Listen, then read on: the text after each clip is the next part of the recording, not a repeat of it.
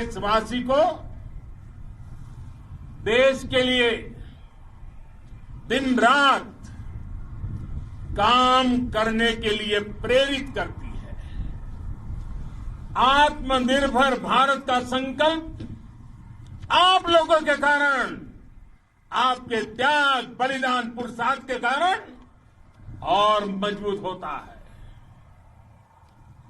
और अभी जो आपने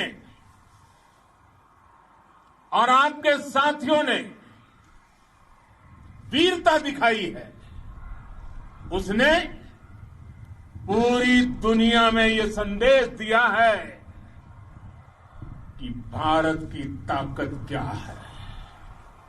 और मैं मेरे सामने महिला फौजियों को भी देख रहा हूं। युद्ध के मैदान में, सीमा पर ये दृश्य अपने आप को प्रेरणा देता है। साथियों, राष्ट्र कवि रामधारी सिंह दिनकर जी ने लिखा था, जिनके सिंहनाद से सहमी, जिनके सिंहनाद से सहमी, धरती रही अभी तक डोल। कलम आज उनकी जय बोल, कलम आज उनकी जय बोल। तो मैं आज अपनी वाणी से आपकी जय बोलता हूं, आपका अभिनंदन करता हूं। मैं गलवान घाटी में शहीद हुए अपने वीर जवानों को भी पुनः श्रद्धांजलि अर्पित करता हूं। इनमें पूरब से, पश्चिम से, उत्तर से, दक्षिण से, देश के हर कोने के वीर अपना शौर्य दिखाते थे। उनके पराक्रम, उनके सिंहनाद से धरती अब भी उनका जयकारा कर रही है। आज हर देशवासी का सिर आपके सामने, अपने देश के वीर सैनिकों के सामने आदरपूर्वक नतमस्तक होकर के नमन करता है। आज हर भारतीय की छाती आपकी वीरता और पराक्रम से फूली हुई है। साथियों, सिंधु के आशीर्वाद से ये धरती पुण्य हुई है। वीर सपूतों के शौर्य और पराक्रम की गाथाओं को ये धरती अपने आप में समेटे हुए है। लेह लद्दाख से लेकर करगिल और सियाचिन तक, रेजांगला की बर्फीली चोटियां से लेकर गलवान घाटी के ठंडे पानी की धारा तक, हर चोटी, हर पहाड़, हर जर्रा जर्रा, हर कंकड़, पत्थर भारतीय सैनिकों के पराक्रम की गवाही देते हैं। 14 कोर की जांबाजी के किस्से तो हर तरफ है। दुनिया ने आपका अदम्य साहस देखा है, जाना है। आपकी शौर्य गाथाएं घर घर में गूंज रही है। और भारत माता के दुश्मनों ने आपकी फायर हुई देखी है और आपकी फ्यूरी भी। साथियों, लद्दाख का तो ये पूरा हिस्सा ये भारत का मस्तक है। 130 करोड़ भारतीयों के मान सम्मान का प्रतीक है। ये भूमि भारत के लिए सर्वस्व त्याग करने के लिए हमेशा तैयार रहने वाले राष्ट्रभक्तों की धरती है। इस धरती ने कुशक बकुला रिम्पोछे जैसे महान राष्ट्रभक्त देश को दिए हैं। ये रिम्पोछे जी ही उन्हीं के कारण जिन्होंने दुश्मन के नापाक इरादों में स्थानीय लोगों को लामबंद किया। रिम्पोछे की अगुवाई में यहां अलगाव पैदा करने की हर साजिश को लद्दाख की राष्ट्रभक्त जनता ने नाकाम किया। ये उन्हीं के प्रेरक प्रयासों का परिणाम था कि देश को, भारतीय सेना को लद्दाख स्काउट नाम से इन्फेंट्री रेजिमेंट बनाने का प्रेरणा मिली। आज लद्दाख के लोग हर स्तर पर, चाहे वो सेना हो या सामान्य नागरिक के कर्तव्य हो, राष्ट्र को सशक्त करने के लिए अद्भुत योगदान दे रहे हैं। साथियों, हमारे यहां कहा जाता है, खड्गेन आक्रम्य भंजितः, खड्गेन आक्रमः भुंजितः। वीर भोग्या वसुंधरा, यानी वीर अपने शस्त्र की ताकत से ही धरती की, मातृभूमि की रक्षा करते हैं। ये धरती वीर भोग्या है, वीरों के लिए है। इसकी रक्षा सुरक्षा को हमारा समर्थ और सामर्थ्य, हमारा संकल्प हिमालय जितना ही ऊंचा है। ये सामर्थ्य और ये संकल्प में इस समय आपकी आंखों में मैं देख सकता हूं। आपके चेहरों पर ये साफ साफ नजर आता है। आप उसी धरती के वीर हैं जिसने हजारों वर्षों से अनेकों आक्रांताओं के हमलों को, अत्याचारों का मुंह तोड़ जवाब दिया है। हम, और ये हमारी पहचान है, हम वो लोग हैं जो बांसुरीधारी कृष्ण की पूजा करते हैं, तो हम वही लोग हैं जो सुदर्शन चक्रधारी कृष्ण को भी आदर्श मान करके चलते हैं।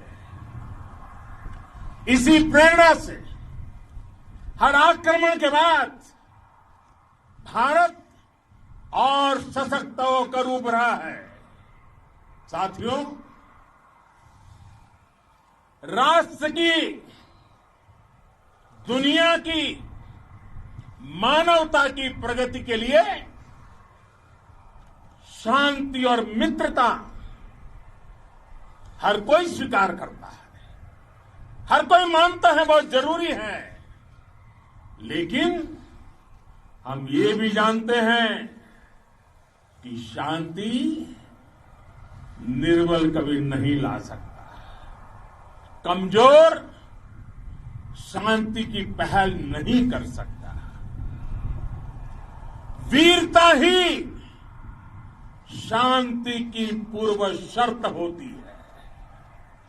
भारत आज जल, थल, नभ और अंतरिक्ष तक अगर अपनी ताकत बढ़ा रहा है तो उसके पीछे का लक्ष्य मानव कल्याण ही है।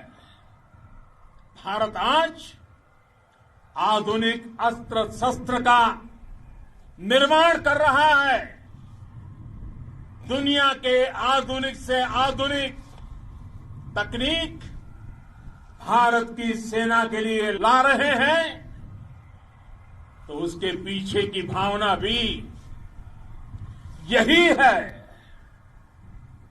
भारत अगर आधुनिक इंफ्रास्ट्रक्चर का निर्माण तेजी से कर रहा है तो उसके पीछे का संदेश भी यही है।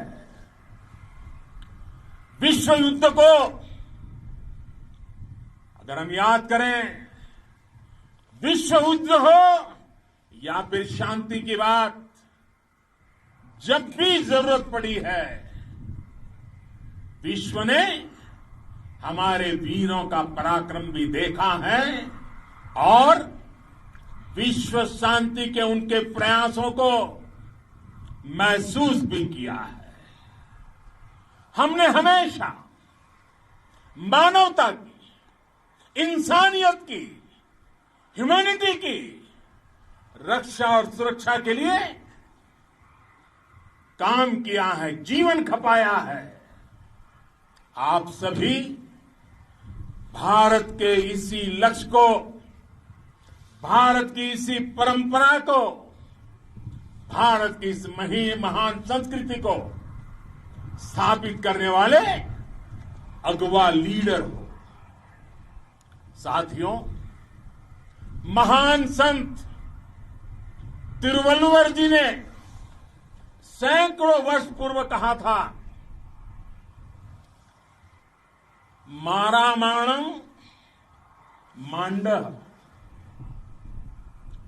वडिचेलव तेतुम येना नानगे येमम पढ़ाई कहा। यानी शौर्य, सम्मान, मर्यादापूर्ण व्यवहार की परंपरा और विश्वसनीयता, ये चार गुण किसी भी देश की सेना का प्रतिबिंब होते हैं। भारत की सेनाएं हमेशा से इसी मार्ग पर चली है। साथियों, विस्तारवाद का युग समाप्त हो चुका है। ये युग विकासवाद का है। तेजी से बदलते हुए समय में विकासवाद ही प्रासंगिक है। विकासवाद के लिए ही अवसर है और विकासवाद ही भविष्य का आधार भी है। बीती शताब्दियों में विस्तारवाद ने ही मानवता का सबसे ज्यादा हित किया, मानवता को विनाश करने का प्रयास किया। विस्तारवाद की जीत जब किसी पर सवार हुई है, उसने हमेशा विश्व शांति के सामने खतरा पैदा किया है। और साथियों, ये न भूले, इतिहास गवाह है कि ऐसी ताकतें मिट गई हैं या मुड़ने के लिए मजबूर हो गई है। विश्व का हमेशा यही अनुभव रहा है और इसी अनुभव के आधार पर अब इस बार फिर से पूरे विश्व ने विस्तारवाद के खिलाफ मन बना लिया है। आज विश्व विकासवाद को समर्पित है और विकास की खुली स्पर्धा का स्वागत कर रहा है। साथियों, जब जब मैं राष्ट्र रक्षा से जुड़े किसी निर्णय के बारे में सोचता हूं तो मैं सबसे पहले दो माताओं का स्मरण करता हूं। जब भी मैं राष्ट्र रक्षा के विषय में सोचता हूं तो मैं सबसे पहले दो माताओं का स्मरण करता हूं। पहली, हम सभी की भारत माता। जब मैं दो माताओं का स्मरण करता हूं, पहली हम सभी की भारत माता और दूसरी वे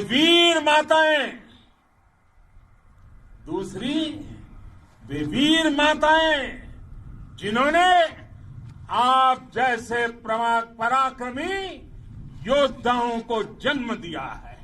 मैं उन दो माताओं का स्मरण करता हूं। मेरे निर्णय की कसौटी यही है। इसी कसौटी पर चलते हुए आपके सम्मान, आपके परिवार के सम्मान और भारत माता की सुरक्षा को देश सर्वोच्च प्राथमिकता देता है। सेनाओं के लिए आधुनिक हथियार हो या आपके लिए जरूरी साजो सामान, इन सभी पर हम बहुत ध्यान देते रहे हैं। अब देश में बॉर्डर इंफ्रास्ट्रक्चर पर खर्च करीब 3 गुना कर दिया गया है। इससे बॉर्डर एरिया डेवलपमेंट और सीमा पर सड़कें, पुल बनाने का काम भी बहुत तेजी से हुआ है। इसका एक बहुत बड़ा लाभ ये भी हुआ है कि अब आप तक सामान भी कम समय में पहुंचता है। साथियों, सेनाओं में बेहतर समन्वय के लिए लंबे समय से जिसकी आशा थी, वो चीफ ऑफ डिफेंस स्टाफ के पद का गठन करने की बात हो या फिर नेशनल वॉर मेमोरियल का निर्माण, 1 रैंक 1 पेंशन का फैसला हो या फिर आपके परिवार की देखरेख से लेकर शिक्षा तक की सही व्यवस्था के लिए लगातार काम, देश आज हर स्तर पर अपनी सेनाओं और सैनिकों को मजबूत कर रहा है। साथियों, भगवान गौतम बुद्ध ने कहा है, साहस का संबंध प्रतिबद्धता से है, कन्विक्शन से है। साहस करुणा है, साहस कंपेशन है। साहस वो है जो हमें निर्भीक और अड़िग होकर सत्य के पक्ष में खड़े होना सिखाएं। साहस वो है जो हमें सही को सही कहने और करने की ऊर्जा देता है। साथियों, देश के वीर सपूतों ने गलवान घाटी में जो अदम्य साहस दिखाया, वो पराक्रम की पराकाष्ठा है। देश को आप पर गर्व है, आप पर नाज है। आपके साथ ही हमारे आईटीबीपी के जवान हो, बीएसएफ के साथी हो, हमारे बीआरओ और दूसरे संगठनों के जवान हो, मुश्किल हालात में काम कर रहे हैं, इंजीनियर हो, श्रमिक हो, आप सभी अद्भुत काम कर रहे हैं। हर कोई कंधे से कंधा मिलाकर मां भारती की रक्षा के लिए, मां भारती की सेवा में समर्पित है। आज आप सभी की मेहनत से देश अनेक आपदाओं से एक साथ और पूरी दृढ़ता से लड़ रहा है। आप सभी से प्रेरणा लेते हुए हम मिलकर हर चुनौती पर, मुश्किल से मुश्किल चुनौती पर विजय प्राप्त करते रहे हैं, विजय प्राप्त करते रहेंगे। जिस भारत के सामने और हम सबने जिस भारत के सपने को लेकर और विशेष रूप से आप सब सरहद पर देश की रक्षा कर रहे हैं, हम उस सपने का भारत बनाने के लिए, आपके सपनों का भारत बनाने के लिए 130 करोड़ देशवासी भी पीछे नहीं रहेंगे, ये मैं आज आपको विश्वास दिलाने आया हूं। हम एक सशक्त और आत्मनिर्भर भारत बनाएंगे, बना करके ही रहेंगे। और आपसे प्रेरणा जब मिलती है तो आत्मनिर्भर भारत का संकल्प भी और ताकतवर हो जाता है। मैं फिर एक बार आप सभी का हृदय से बहुत बहुत अभिनंदन करता हूं, बहुत बहुत धन्यवाद करता हूं। मेरे साथ पूरी ताकत से बोलिए, भारत माता की, भारत माता की, भारत माता की, वंदे वंदे वंदे।